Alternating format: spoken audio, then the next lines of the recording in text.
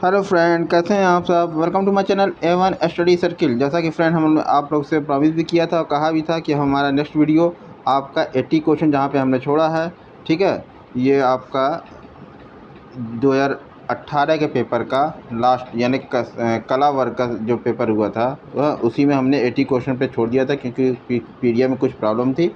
तो अब 81 क्वेश्चन से अपने 2018 के पेपर को कंप्लीट करते हैं। ठीक, ये कला वर्ग का पेपर है जो 2 से 5 वाले सेकंड पेपर में पूछा जाता है। ठीक है, उसमें रीजनिंग भी हो गया है और कला वाला सेक्शन था उसमें 80 क्वेश्चन पे कंप्लीट हुआ था।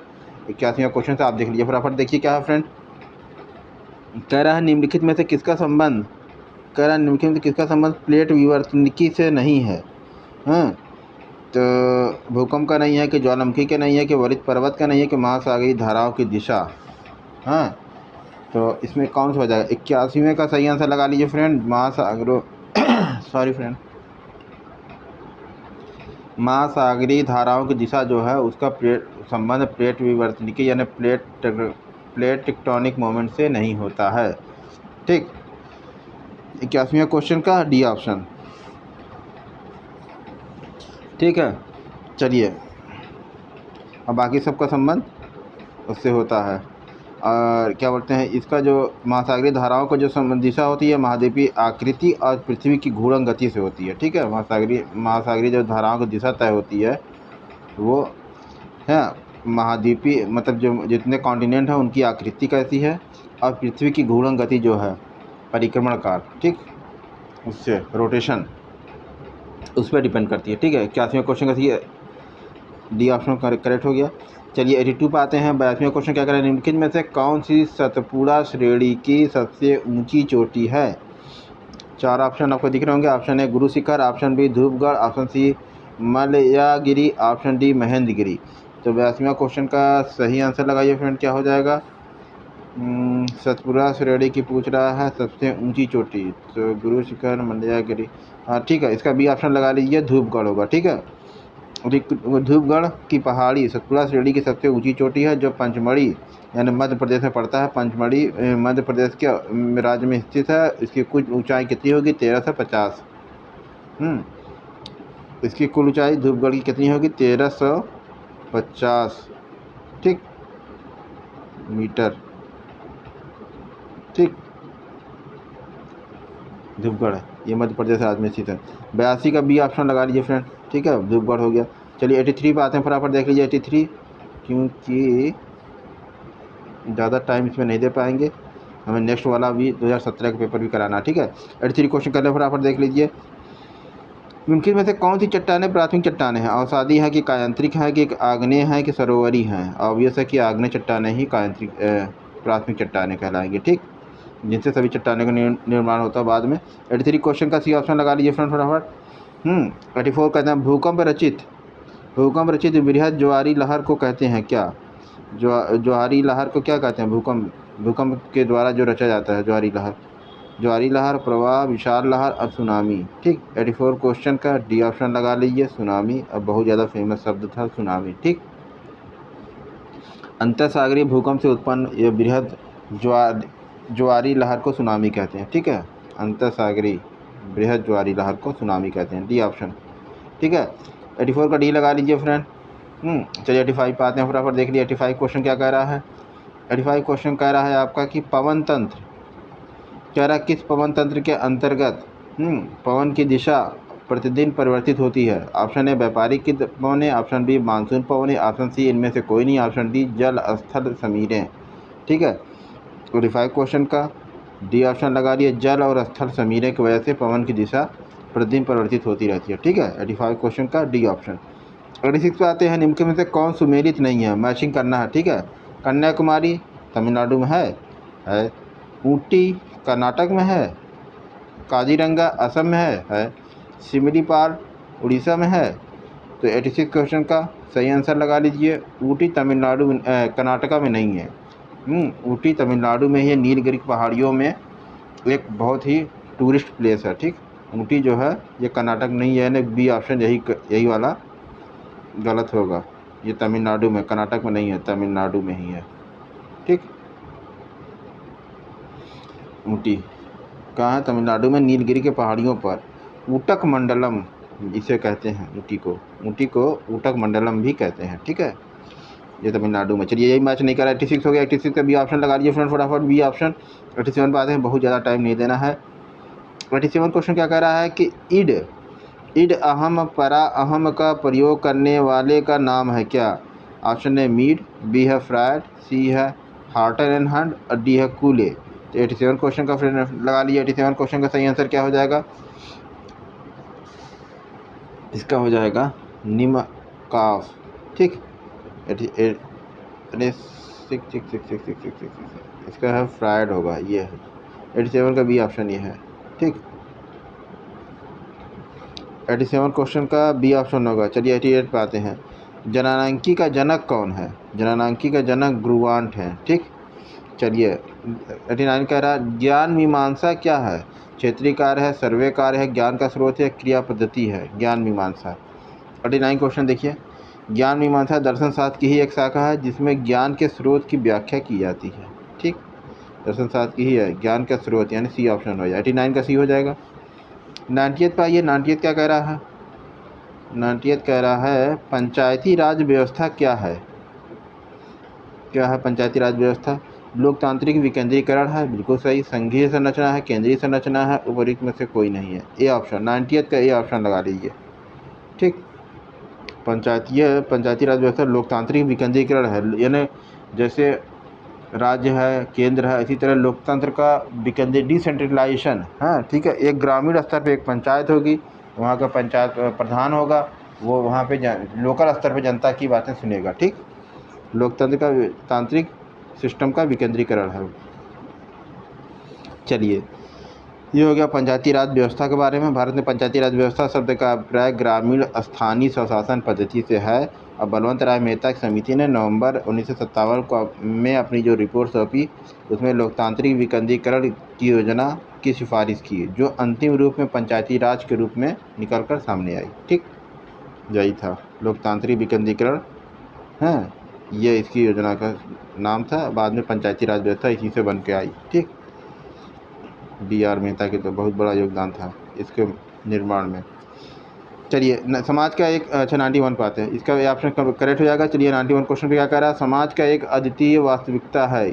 समाज की एक अद्वितीय वास्तविकता क्या है, यह किसका कथन है। Max weber. समाज का नहीं, समाज एक अद्वितीय वास्तविकता है, अपने आप में ये स्टेटमेंट खुद ही है, ठीक है।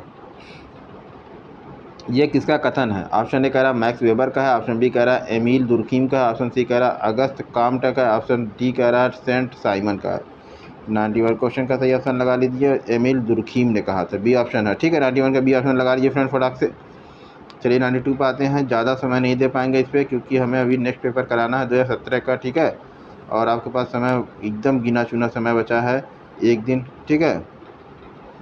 तो ये आपका देखिए 91 92 उपभोग की सीमांत प्रवृत्ति किसके बीच है।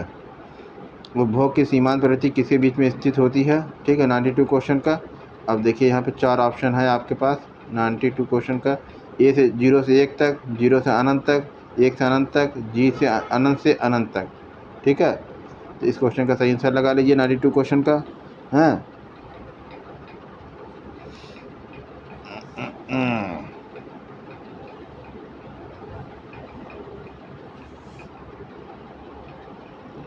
जो 3 है, लेकिन तो कौन सा संस्कृतिकरण।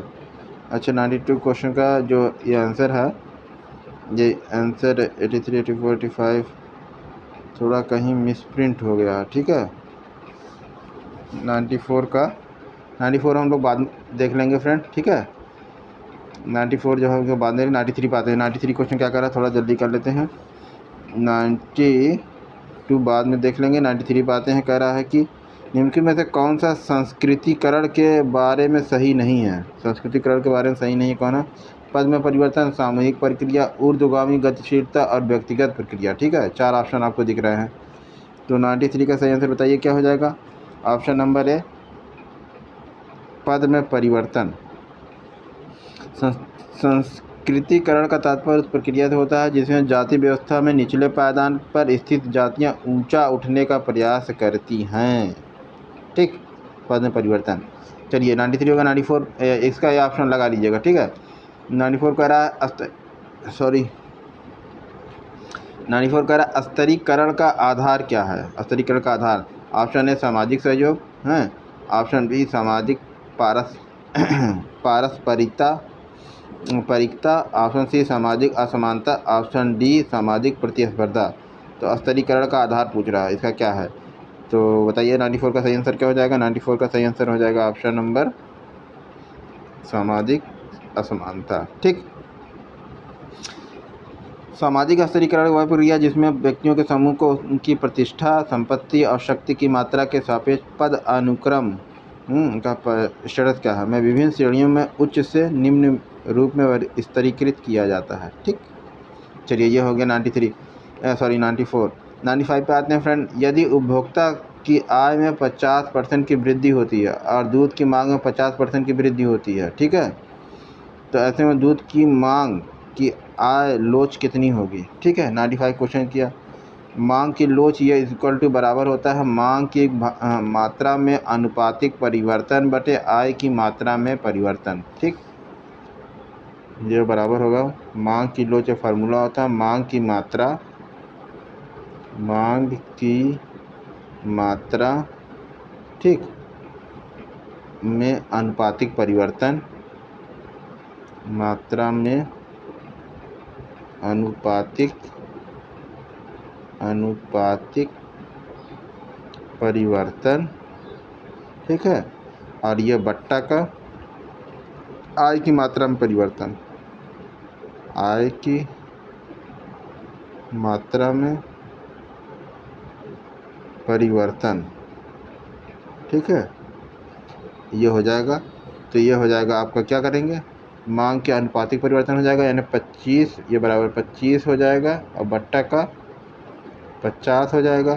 ठीक, कितना है 50% की वृद्धि हुई और 25 की दूध की मांग में 25% की वृद्धि हुई। 25 बटे 50 बराबर 1/2। 1/2 का मतलब हो जाएगा 0.5। ठीक, यही होगा। तो इसका सही आंसर यही होगा। ठीक है, ठीक, 95 क्वेश्चन का 0.5। ठीक है, 95 क्वेश्चन का 0.5 ए ऑप्शन लगा दीजिए आप लोग। ठीक, चलिए ये हो गया, ए ऑप्शन हो गया इसका करेक्ट। और 96 पे आते हैं, फटाफट देख लीजिए 96 क्या कह रहा है, जल्दी से करिए थोड़ा सा क्योंकि समय बहुत कम है। 96 कह रहा है ब्याज के ऋण योग्य धनराशि के अनुसार ब्याज दरों में वृद्धि के साथ ऋण योग्य धनराशि की मांग क्या होगी। ब्याज की ऋण योग्य धनराशि जो होगी ऋण योग्य धनराशि के अनुसार ब्याज की दरों में वृद्धि के साथ ऋण योग्य धनराशि की मांग क्या होगी, कम होगी कि बढ़ेगी कि नहीं बदलेगी कि निर्धारित करना मुश्किल है। ये ऑप्शन चारों है आपके पास। ठीक, तो 4 ऑप्शन आपको दिख रहा है, बताइए कौन सा होगा। 96 क्वेश्चन का सही आंसर लगा लीजिए आप, इसका होगा कम हो जाएगी। अब इसका थोड़ा सा एक ग्राफ होता है, ब्याज के ऋण योग्य धनराशि के अनुसार जब ब्याज दरों में वृद्धि होती है तो ऋण योग्य धनराशि की मांग कम होगी। ठीक है, यदि आपूर्ति में वृद्धि हो जाएगी, इसे ग्राफ की सहायता से समझा जा सकता है, जबकि आपूर्ति में वृद्धि हो जाएगी। ठीक है, तो मांग में कमी, देखो कह रहा है कि ब्याज के ऋण योग्य धनराशि के अनुसार जब ब्याज दरों में वृद्धि होती है तो ऋण योग्य धनराशि की मांग जो है कम हो जाएगी, ऋण वाली जो धनराशि की डिमांड होगी वो कम हो जाएगी। यदि आपूर्ति में वृद्धि हो जाएगी, यदि उससे कमाई हो जाएगी, तो इससे ग्राफ की सहायता समझा जा सकता है। देखिए आपूर्ति में तो हो जाएगा, ये देखिए ये हो गया एक ग्राफ है, अगर समझ पाएँ आप तो ठीक है। यहाँ पे ये देखिए, ये इकोनॉमिक्स का क्वेश्चन है। ठीक है, यहाँ पे हो गया मांग, डिमांड जिसे कहते हैं। ठीक, ये मांग वाला लाइन हो गया, और यहाँ पे ये अगर इसको कहते हैं ब्याज, सॉरी थोड़ा सा, अब देखिए यही है, इसको हम यहाँ पे लाएँ कैसे। ठीक, देखिए ये ब्याज हो गया, ब्याज दर इसे लिख दीजिए। ठीक, ब्याज दर ये ग्राफ हो गया। देखिए मांग यहाँ बढ़ेगी कब, अगर ब्याज दर अगर बढ़ेगी तो मांग में कमी आएगी, लेकिन अगर यहीं पे संतुलन तब बनेगा अगर आपूर्ति भी यहाँ पे पैसे की होती रहे। ठीक है, ये आपूर्ति है आके यहाँ पे संतुलन करेगा। ठीक, आपूर्ति यहाँ पे आके संतुलन की स्थिति जगाएगा। ठीक है, तो चलिए इसका सही आंसर हो जाएगा क्या, ऑप्शन नंबर ए। 96 का ऑप्शन नंबर ए फ्रेंड लगा दीजिए, 96 का ऑप्शन नंबर कम होगी। ठीक है, दरों में वृद्धि के साथ जहाँ ऋण योग्य राशि में मांग में कमी होगी। ठीक, चलिए 97 पाते हैं। 97 क्वेश्चन क्या करा, उन वस्तुओं को क्या कहा जाता है जिनकी मांग उपभोक्ता की आय बढ़ने के कारण बढ़ती है। कह रहा है कि उन वस्तुओं को क्या कहा जाता है जिनकी मांग उपभोक्ता की आय, उपभोक्ता जो है कस्टमर जो उसकी आय बढ़ने के कारण बढ़ जाती है। क्या स्थानापन्न वस्तुएं, या बी है पूरक वस्तुएं, या सी है घटिया वस्तुएं, या डी है सामान्य वस्तुएं। ठीक है, तो हम बताएं इसका सही आंसर क्या हो जाएगा, 97 का सामान्य वस्तुएं होंगी। आय बढ़ने के कारण बढ़ती है।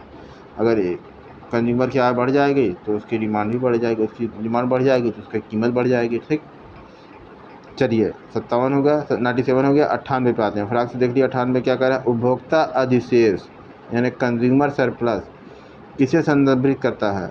ऑप्शन नंबर ए है उपभोक्ता जिसका भुगतान करने को तैयार है और वह वास्तव में कितना भुगतान करता है, इसके बीच का अंतर। अच्छा, ये होता है कंज्यूमर सरप्लस। बी कह रहा है राशि जिसका भुगतान वास्तव में उपभोक्ता करता है, वह राशि होती है जिसका भुगतान वास्तव में रियल उपभोक्ता करता है। सी कह रहा है वस्तु की कीमत तथा वस्तु की लागत का अंतर, वो होता है उपभोक्ता अधिशेष। या फिर डी कह रहा है कुल उपयोगिता तथा सीमांत उपयोगिता के बीच का अंतर, ये होता है उपभोक्ता अधिशेष। अब बताइए 98 क्वेश्चन का सही आंसर क्या हो जाएगा, उपभोक्ता जिसका भुगतान करने को तैयार है और वह वास्तव में कितना भुगतान करता है, इसके बीच का अंतर होता है उपभोक्ता सरप्लस। और वास्तव में कितना भुगतान करता है, इसके बीच का अंतर, यानी ऑप्शन नंबर ए। 98 का ऑप्शन लगा लीजिए। चलिए 99 पे आते हैं। 99 क्वेश्चन क्या कह रहा है जल्दी देख लीजिए, किंकड़ मांग वक्र की एक विशेषता है। किंकड़ मांग वक्र की एक विशेषता है, नाम भी बहुत टिपिकल है। किंकड़ मांग वक्र की एक विशेषता क्या है, एकाधिकार है, या अल्पाधिकार है, या एक क्रेता अधिकार है, या फिर द्वैधिकार है। ठीक है, तो 99 क्वेश्चन का सही आंसर बताइए फ्रेंड क्या हो जाएगा, ऑप्शन नंबर बी अल्पाधिकार। 100 पर आइए जल्दी से देख लीजिए, राष्ट्रीय आय को किस रूप में कहा जाता है। ऑप्शन ए कारक लागत पर जीएनपी, ऑप्शन बी बाजार मूल्य पर जीएनपी, ऑप्शन सी कारक लागत पर एनएनपी, ऑप्शन डी कह रहा है बाजार मूल्य पर एनएनपी। ठीक, तो 100 क्वेश्चन का सही आंसर क्या हो जाएगा, राष्ट्रीय आय से तात्पर्य किसी देश में एक वर्ष में उत्पादित सभी वस्तुओं और सेवाओं के बाजार मूल्य के योग से है। ठीक, जिसमें ह्रास यानी डिप्रिसिएशन घटाकर विदेशी लाभ जोड़कर निकाला जाता है। कारक लागत पर शुद्ध राष्ट्रीय उत्पाद यानी एनएनपी राष्ट्रीय आय का होता है। ठीक है, कारक लागत पर यानी ऑप्शन नंबर ए 100 का, या नहीं एक सेकंड, ठीक है, कारक लागत पर जीएनपी नहीं एनएनपी, कारक लागत पर ही होगा, सही है, लेकिन एनएनपी होगा। ठीक है, राष्ट्रीय आय का स्रोत होता है। ठीक, तो 100 का सी ऑप्शन सही होगा। तो फ्रेंड यहाँ पे हमने अपने 2018 का पेपर कंप्लीट कर दिया है। ठीक है, अब हम नेक्स्ट क्लास हमारी क्या होगी, 2017 का। ठीक है, अब हम 2017 का क्लास स्टार्ट करेंगे नेक्स्ट वीडियो में। तो फ्रेंड वीडियो अगर पसंद आया तो आप इसे लाइक कीजिएगा, चैनल पर नया है तो इसको सब्सक्राइब कर लीजिएगा, बेल आइकन को भी प्रेस कर लीजिएगा, जिससे हम जो भी वीडियो बनाएं बैक टू बैक आपके पास पहुंचता रहे। तो चलिए फ्रेंड मिलते हैं नेक्स्ट वीडियो में, बाय बाय, टेक केयर, जय हिंद, जय भारत।